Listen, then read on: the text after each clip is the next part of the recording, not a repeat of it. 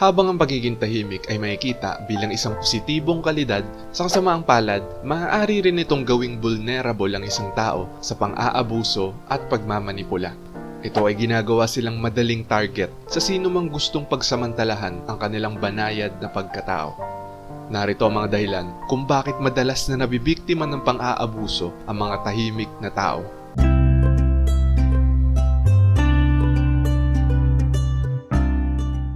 Number 1. Mas inuunan nila ang mga pangangailangan ng iba kaysa sa kanilang sarili. Bagamat hindi lahat ng tahimik na tao ay may ganitong ugali, karamihan ay may posibilidad na maging labis na inuuna ang ibang tao. Ang kanilang tunay na pagmamalasakit para sa kapakanan ng iba ay madaling makilala ng mga manipulator na naglalayong samantalahin ang kanilang mga selfless tendency. Ang mga manipulator ay maaaring gumamit ng mga taktika tulad ng emosyonal na pagmamanipula, guilt-tripping o pag-e-exaggerate ng kanilang sariling mga pangangailangan upang makakuha ng simpatiya at pilitin na sumunod sa kanila ang isang tahimik na tao. Ang pag-iwas ng mga tahimik na tao sa komprontasyon o hindi pagkakasundo ay maaaring higit pang makadagdag sa kanilang kahinaan.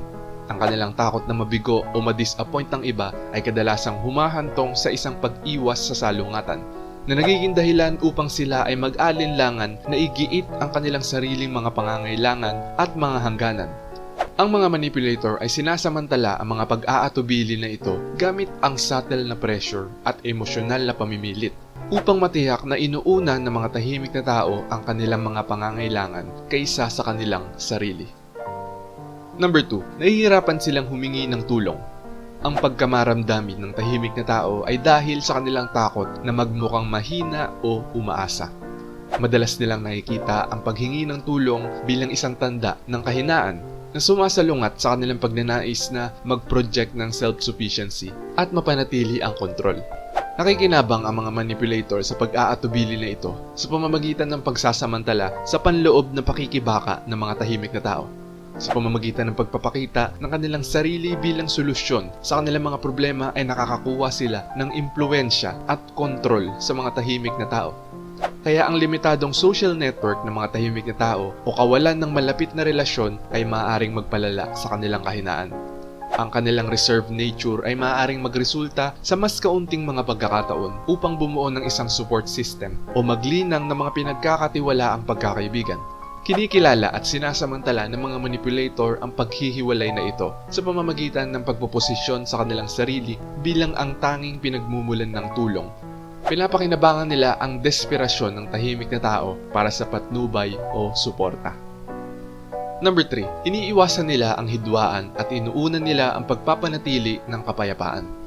Ang mga tahimik na tao ay madalas na ginagawa ang kahit na ano upang mapanatili lang ang isang mapayapang kapaligiran kahit nakapalit ng kanilang sariling mga pangangailangan o mga hangganan. Ang mga manipulator ay mahusay na nakikinabang dito na ginagamit ang mga tahimik na tao na hindi komportable na may kontrahan upang manipulahin ang mga sitwasyon. Ang kanilang pagkahilig na unahin ng mga damdamin at opinyon ng iba kaysa sa kanilang sarili ay maaaring higit na makadagdag sa kanilang kahinaan. Nakikilala ng mga manipulator ang pagiging selfless na ito at sinasamantala ito upang makontrol ang mga desisyon at aksyon ng mga tahimik na tao sa kanilang pabor. Sa pamamagitan ng pag-apela sa pagnanais ng tahimik na tao na pasayahin ng iba o maiwasan ang posibleng hindi pagkakasundo, maaaring manipulahin ng mga manipulator ang mga sitwasyon upang pagsilbihan ang kanilang sariling mga interes. Number 4. Mukhang mahina sila. Ang likas na reserve ng tahimik na tao at subtle na pagpapakita ng kahinaan ay maaaring makaakit ng manipulatibong mga individual na nakakakita ng opportunity sa kanilang mga nakikitang kahinaan. Ang pag-unawa sa dynamics sa likod nito ay napakahalaga sa pagbibigay ng kapangyarihan sa mga tahimik na individual na protektahan ang kanilang sarili mula sa pagmamanipula. Kaya ang kanilang pagkamaramdamin ay nakasalalay sa kanilang banayad na mga pahiwatig ng kahinaan. Ang kanilang reserved demeanor, soft-spoken nature, at hesitation sa paggigiit ng kanilang mga sarili ay maaaring hindi sinasadyang makapaglabas ng kawalan ng tiwala o paninindigan. Ang mga manipulator ay nakikilala ito at binibiktima ang mga kahinaan na ito gamit ang mga taktika tulad ng pambobola, simpatiya, o false empathy upang makontrol ang mga emosyon at desisyon ng tahimik na tao. Ang hilig ng mga tahimik na tao na pababain ang kanilang mga lakas o mga nagawa ay maaaring higit pang mag-ambag sa kanilang kahinaan. Maaari nilang maliitin ang kanilang mga kakayahan, humingi ng pagpapatunay mula sa iba o maliitin ang kanilang sariling mga halaga. Sinasamantala ito ng mga manipulator gamit ang mga papuri o mga pangako ng pagpapatunay upang manipulahin ang mga damdamin at kilos ng tahimik na tao para sa kanilang sariling kapakanan. Number 5. Naniniwala sila sa likas na kabutihan ng mga tao. Mabilis na kinikilala ng mga manipulator ang mapagkakatiwalaang kilos na ito at sinasamantala ito sa pamamagitan ng pagpapakita ng kanilang mga sarili bilang mapagkakatiwalaan, mapagmalasakit o matulunging mga individual. Nagkakaroon ng tiwala at nakikipag-cooperate sa kanila ang tahimik na tao. Kaya't ang pag-aatubili ng taong tahimik na tanungin ang mga motibo ng iba o maghinala ng masamang intensyon ay maaaring higit na makadagdag sa kanilang kahinaan. Ang kanilang hilig na magbigay ng benefit of the doubt at makita ang kabutihan sa mga tao ay maaaring gamitin laban sa kanila. Sinasamantala ng mga manipulator ang pagtitiwala na ito gamit ang panlilinlang, emosyonal na pagmamanipula o false promise upang makontrol ang mga iniisip at kinikilos ng tahimik na tao. Number 6. Mas sensitibo sila sa pamumuna at panghuhusga ng iba. Ang tahimik na pag-uugali ng mga tao at likas na mapagmuni-muni sa sarili ay ginagawang mas nakaayon sila sa mga opinyon at paghatol ng iba. Kaya mahusay na ginagamit ng mga manipulator ang kahinaan na ito gamit ang pamumuna, mga banayad na pagpapasama ng loob o pagmamaliit upang alisin ang pagpapahalaga sa sarili ng tahimik na tao at magkaroon ng kontrol sa kanilang mga emosyon at mga desisyon. Ang pagnanais ng tahimik na tao na pasayahin ng iba at maiwasan ang salungatan ang nagpapatindi sa kanilang pagiging sensitibo sa mga paghahatol. Maaari nilang unahin ang pag-aproba at pagtanggap ng iba sa takot sa pagtanggi o hindi pag-aproba. Ang mga manipulator ay sinasamantala itong pangangailangan para sa validasyon gamit ang price conditional acceptance upang maimpluwensyahan ang kilos at desisyon ng tahimik na tao para sa kanilang mga sariling interes.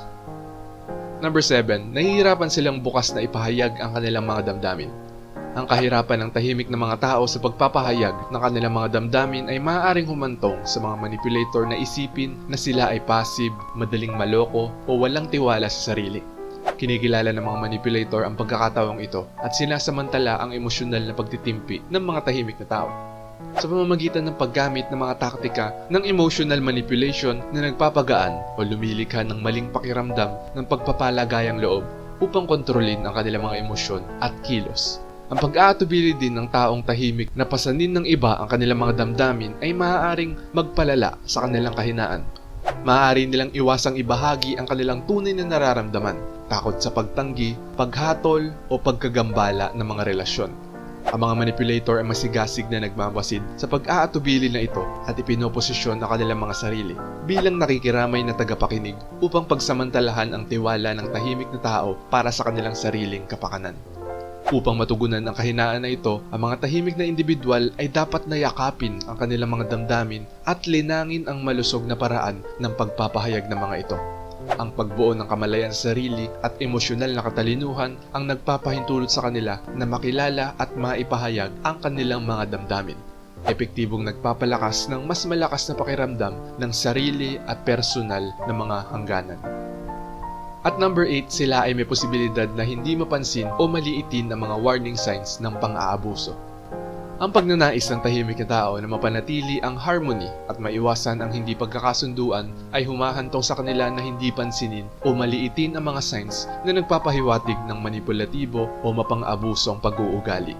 Maaaring kabilang dito ang mga dismissive attitudes, controlling behaviors, gaslighting o emotional manipulation. Sinasamantala ito ng mga manipulator, nagpapatuloy sa kanilang mga nakakapinsalang aksyon nang hindi ito pinapanagutan. Kaya ang potensyal na kawalan ng paninindigan ng tahimik na tao at maliit na tiwala sa sarili ang lalong nagpapalala sa kanilang kahinaan. Maaaring mahirapan silang kilalanin ang kanilang sariling halaga at igiit ang kanilang mga hangganan sa mga relasyon. Sinasamantala ng mga manipulator ang kawalan ng balanse sa kapangyarihan na ito gamit ang mga taktika upang pahinain ang kanilang pagpapahalaga sa sarili, ihiwalay sa mga support network o lumikha ng dependency. Ang hilig ng tahimik na tao na maliitin ang mga babala at gumawa ng mga dahilan para sa pag-uugali ng manipulator ay pumapabor sa mga kamay ng nang-aabuso. Dahil dito, nagpapatuloy ang cycle ng pagmamanipula at pang-aabuso. Ang pagiging tahimik na tao ay hindi dapat maging dahilan para maging biktima ng pang-aabuso at pagmamanipula mula sa sino man. Gayunpaman, ang pag-unawa sa mga kadahilan ng ito ay maaaring makatulong na lumikha ng kamalayan at bigyan sila ng kapangyarihan na magtakda ng mga hangganan. Bilang isang tahimik na tao, inaamin mo rin bang madali kang mahulog sa mga bitag ng pagmamanipula? Paano mo malalampasan ang mapanganib na ugali na ito? Nga pala, alam mo ba na ang pagmamasid ng mga tahimik na tao ang pinakamakapangyarihan sa lahat? Panoorin mo dito.